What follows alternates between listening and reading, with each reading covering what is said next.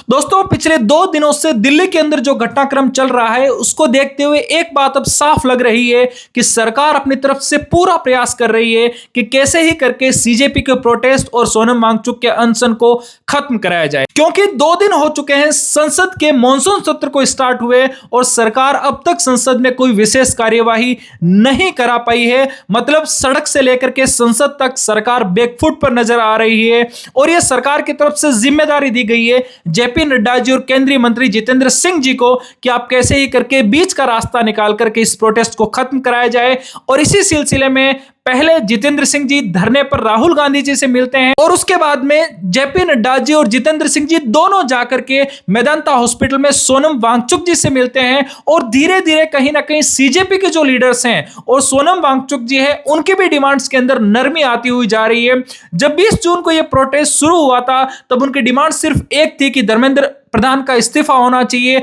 और जब 18 जुलाई को सोनम वांगचुक जी को जंतर मंतर से उठाया गया तो उनकी डिमांड्स में हल्का सा परिवर्तन आया कि अगर सत्ता पक्ष या विपक्ष के नेताओं का प्रतिनिधिमंडल मुझसे आकर के मिलता है तो मैं अनशन तोड़ने पर विचार कर सकता हूं। और अब जब हाल ही में सोनम वांगचुक जी का लेटर आया है उसमें यह साफ लिखा हुआ है कि अगर सरकार जो प्रदर्शनकारी थे उन पर जो दायर एफआईआर जो शिकायतें हैं उन पर एक्शन नहीं लेती है तो भी मैं अनशन तोड़ सकता हूं। एक तरफ जहां हजारों की संख्या में भीड़ बढ़ती जा रही है लेकिन फिर भी सीजेपी के जो तेवर है वो भी नरम अब नजर आ रहे हैं और सरकार भी अपनी तरफ से बातचीत के लिए पूरे प्रयास कर रही है। ऐसे में अब लगातार ये संभावना बन रही है कि बहुत जल्द सीजेपी का जो ये प्रोटेस्ट है और सोनम वांगचुक का अनशन है वो बहुत जल्द खत्म हो सकता है।